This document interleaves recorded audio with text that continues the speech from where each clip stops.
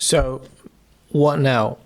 So this is when the director of the company called me in for a meeting in her office at the end of one working day. And basically she asked me to forget everything, that we're going to start over, clean slate, all that. And that was her position.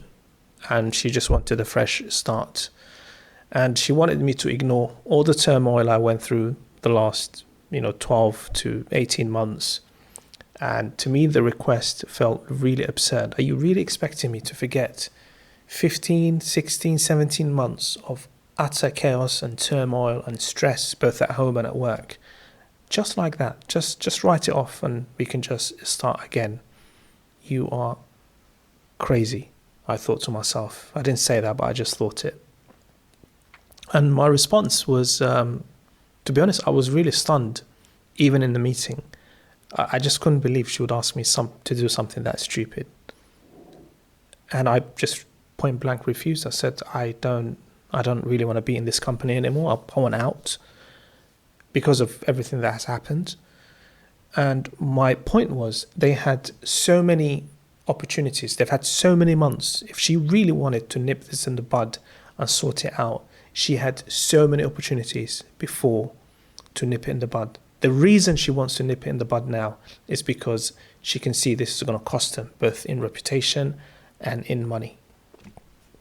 So the whole conversation really felt absurd, and the conversation ended abruptly. I just said, I'm not going to do that. No, thank you. Okay, and that was the last time I spoke to her. It kind of also shows you that when you're at work and you build all these relationships and all that, at the end of the day, you're just a number. You're just an employee with a file. The day you leave is the day everyone there stops talking about you. So I don't really invest a lot into those relationships anymore. So now the internal process has been exhausted. Now is the turn of ACAS, the conciliation service. So if you don't know what ACAS is in the UK, it's basically an organization that sits as the final stage before you go to a tribunal.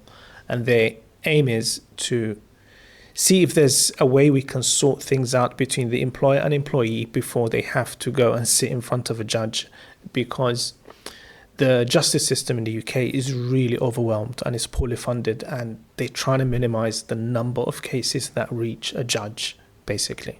Okay, I think it's a good service, to be honest, from the way they dealt with things.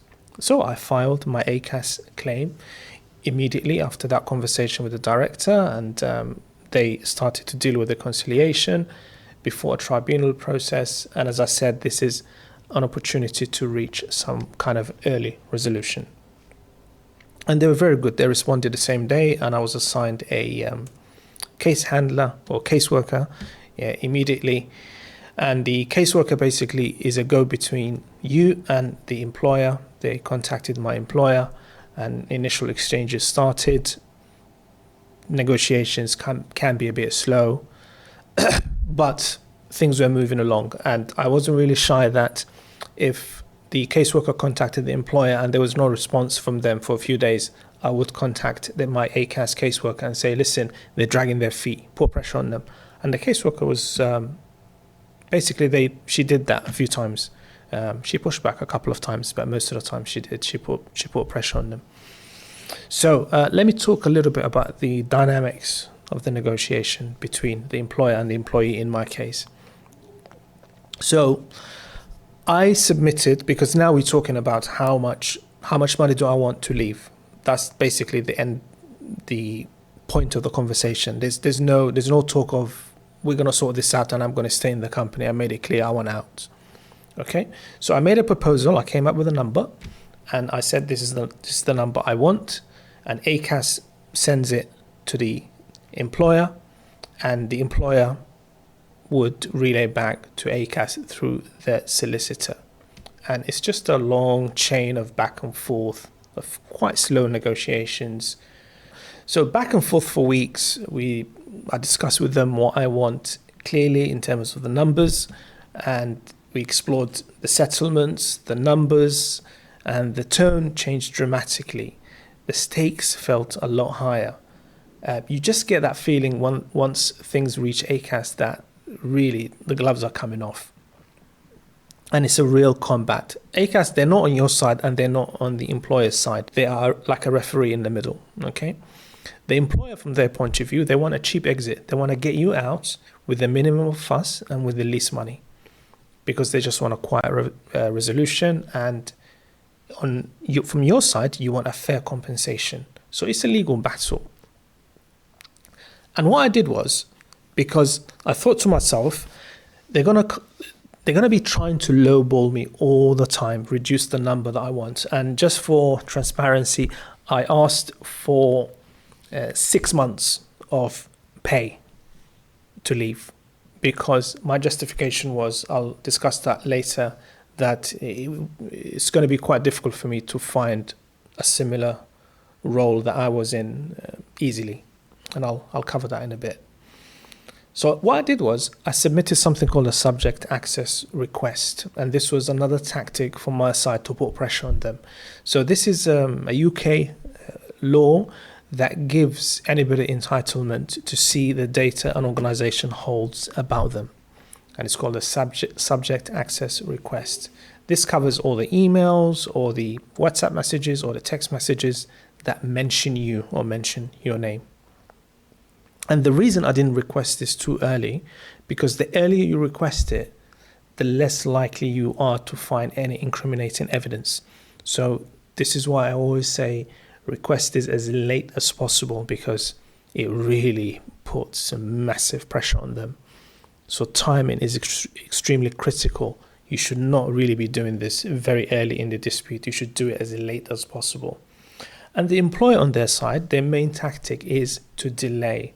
So what they do is they stall request. If you send a subject access request that covers a long period, like a year or two, they will say, oh, this is going to take us ages to find all this data, and they will apply for an extension. So the tactic I used is to limit my search to the period where I thought had the best chance of finding the most incriminating evidence. Basically, when the dispute was really, really hot, when I thought, okay, some really interesting emails are going to be exchanged in this period. And I was right, because they quickly folded after that. And the employer, all they want is, they just want to slow you down and stop, don't fall for these tricks. Put pressure on them. Things need to move at your pace, not their pace. I'm going to go through some of the claim types in my case, well, not in my case, but just in general.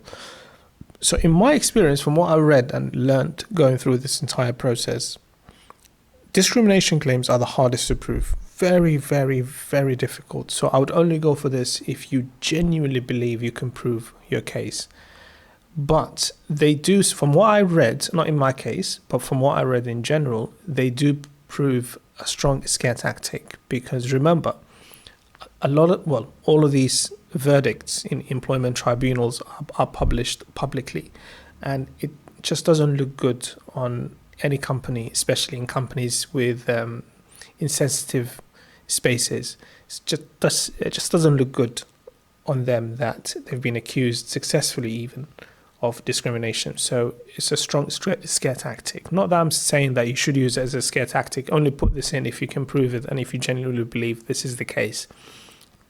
And as I said, tribunals do publish outcomes, and employers, there's that fear of losing a discrimination case. It's really, really big, and it has a tendency to make its way through social media and media very quickly.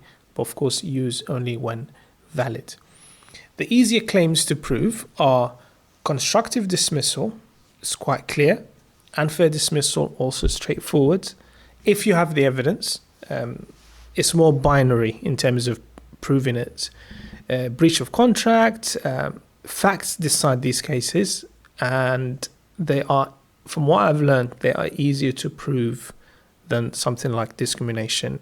Basically, there's less ambiguity in these types of claims. It's either it happened or it didn't happen, and if it happened, this is what proves it, A, B, C, D, and it's pretty straightforward.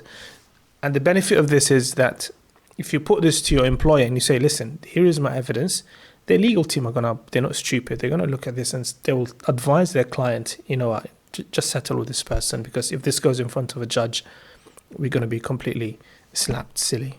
So let me give you some critical tips. So make sure you download all important documents early, preferably as you go along, because your access may be locked. So you might be sent on, sick leave, gardening leave, suspended, who knows, and you lose access to the hard drive of your workplace, and then you don't have some key documents. And if you go on leave as well, they might just remove your access while you're gone. And missing files weaken your case. Tribunals and judges, they just look at evidence. They love evidence. And if you don't have the evidence, your position is going to be weak. So secure everything quickly. And the next tip I'll give you is get a second opinion. This is what I learned myself in this case, because the first piece of advice I had was actually wrong. So the first attorney I spoke to on the phone, to be honest, he gave me the wrong advice. He told me to give up, and that I had no case, and that wasn't true. So always get a second opinion. The second attorney I had gave me the best advice. That was the breakthrough for me. And today is even easier. We have so many resources online that you can discover good advice without actually needing to speak to one. And he reviewed my case in detail and actually gave me proper advice and gave me very strong angles to exploit. And after that call, my confidence really returned, and I was very confident that I had a case and I had them on the run. So if you are dealing with a dispute, whether it's a parking issue, a problem with an employer, or a threatening or formal letter, how you respond matters. This is why I use Defense. Defense is a professional drafting tool designed to take the hard work away from you. It drafts clear, structured response letters and emails in seconds, the kind that would normally take an hour or more to put together properly. Defense has been trained for months on hundreds of thousands of pages of rules, guidance, and small prints that organizations often rely on when dealing with individuals. It helps you put them on notice by responding in a calm, educated, and professional way without emotion and without guesswork. Defense is not a legal service, and it never sends anything on your behalf. You stay in control, you review the draft, and decide whether to use it. And where legal help is needed, we can connect you to a group of world-class accredited lawyers near you. So if you'd like to try Defense, all the information and the current pricing are below this video. And the angle that he suggested is something called breaking trust and confidence. So this is a funny rule that I didn't even know about. So when you are in employment, there is an unwritten rule of trust and confidence between the employer and yourself. You trust them and they trust you. That's why you have a working relationship. And their behaviors can breach that trust and confidence. And that could be the basis of something called constructive dismissal. That's what I've been advised. And creating a hostile working environment, which was one of my primary complaints, supports this claim. So this is the foundation of, they've created a hostile work environment, therefore they breached the trust and confidence, and therefore I've been constructively dismissed. I didn't really go for that in the end, in the constructive dismissal, but it was a very, very strong angle. And the second attorney that I spoke to explained this very clearly, opposite to the first lawyer, who just kind of spent like 5-10 minutes, even though he was a nice guy, he spent 5 and 10 minutes and said, no, there's no case here. They've got you over a barrel. Just walk into the sunset and hope for the best. Not really good advice. And the next tip I'd give you is be strategic with your settlement demands. You can't just ask for anything. So whatever you request in terms of, for example, money, they have to be justified. And think tactically about the numbers you ask for. So you can't just ask for anything. If this goes in front of a judge, the judge is going to want clear reasoning. Why did you ask for this number? And then if you have a weak explanation or weak demand, you just get rejected. Always, always, always, always strategy over emotion. You need to be really calculating and cold and just think with your head, not with your heart. So my initial ask was a £30,000 settlement. That's what I asked for. And this is not a figure I just pulled out of thin air, because in the UK, settlements up to £30,000 are tax-free. So you get that fully in tax. And I justified this by my position, by my seniority. It wasn't just a figure that I said, this is what I want. And I also argued that because of my specialized work or job, that it was going to take me a long time to find a similar job. So I was likely going to be looking for 3 months, 6 months, maybe even longer. Therefore, I need this amount to tie me over until I find a similar role. And the employer went away and they came back with a counter offer. Surprise, surprise, a lot lower. So they offered 18K, but a ridiculously low amount compared to what I asked. But this is how they work. They're always trying to lowball you. They always want you to just run away with minimal compensation. They don't really care about you at this point. They just want you out. You're a difficult person. That's what they think. And basically, I wasn't going to take 18K. No way I've gone through all this just for 18K. And wow, I actually was going to need a lot more, because genuinely, to find a similar role that gave me the flexibility I want, that gave me the same salary, that gave me the same job satisfaction, it was going to take a long time. It was going to take a long time, so I wasn't going to take 18K. So basically, we were looking at a tribunal in the next 6 to 9 months, and the stakes were extremely high, and that meant, with the tribunal, that meant I was going to stay in my job until the tribunal. I wasn't going to resign. So it was looking like the year ahead was going to be very, very uncomfortable. And tough decision. It was a period of very, very tough decision, a lot of thinking, a lot of debating, a lot of sleepless nights, kind of barely slept for that first week, because it was a risk. If I just took what they were offering, I knew that wasn't going to be enough. I wasn't going to tie me over until I genuinely found the job I wanted. And if I went for a tribunal, then work the tribunal just rules against me. And basically, I have to go back to work with my tail between my legs, or they just fire me, or I don't know. And I had a newborn, responsibilities, more financial responsibilities. So everything was on the line, and the stakes were really huge. And tribunals are really risky, because you can just get a judge that isn't in the mood for you, and your case, you just lose the case. There and then, that's it, done. So I needed a strong resolve. I needed a lot of thinking. But in the end, I decided I was going to hold my ground. I'm not going to take this paltry settlement offer. Ridiculous. I'm not going to do that. So I've rejected the low offer, and I took the risk, and I said, you know what, let's go to a tribunal. I'll take my chances. I'll put everything on the line and see what comes of it. And I trusted that I had a strong case. I trusted that even if I lost the tribunal, this is we're gonna air our dirty laundry out in public. This is gonna be published everywhere. And if I go down, I'm gonna go down in flames.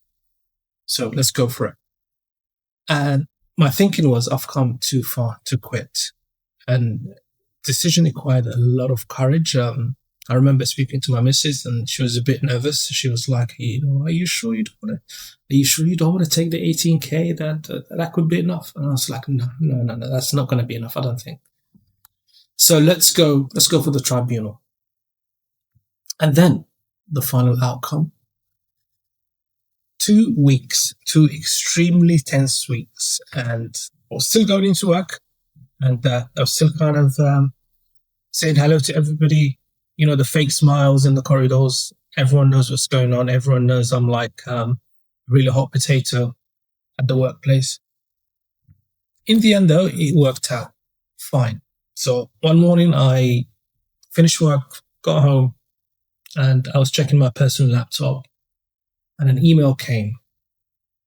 and it was the email I was looking for. And this time they raised their offer to 25k, from 18 to 25k.